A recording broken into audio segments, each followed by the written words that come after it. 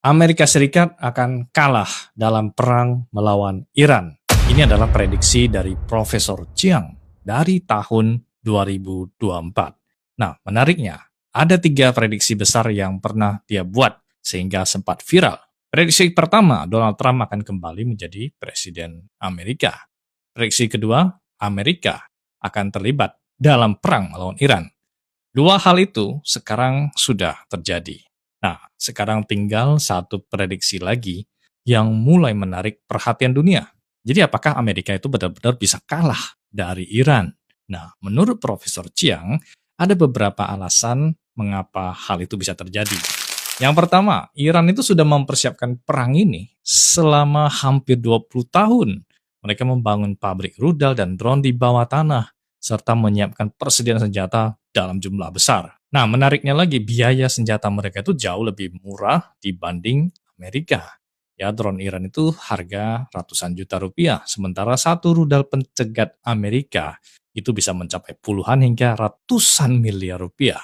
Nah, artinya jika perang berlangsung lama, yang paling tertekan secara mental justru pihak yang harus mengeluarkan biaya yang mahal, dan biaya itu berasal dari pajak rakyat.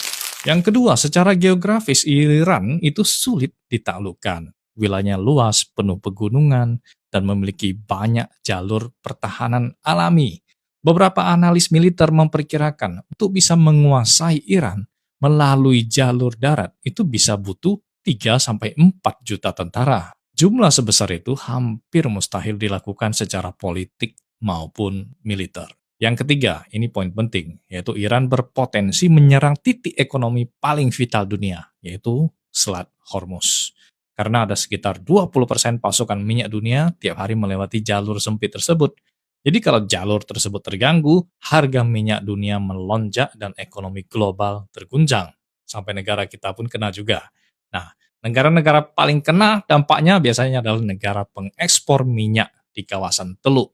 Mereka akan mengalami kerugian yang besar, dan negara-negara tersebut juga mengimpor makanan dari Asia.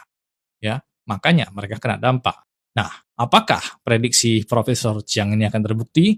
Belum ada yang tahu. Karena dalam perang modern yang menentukan itu bukan hanya soal kekuatan militer, tapi juga ekonomi, strategi, dan daya tahan politiknya. Nah, jika konflik ini benar-benar berlangsung lama, misalnya 2-3 bulan ke depan, nah barulah dunia akan melihat arah sebenarnya dari perang ini.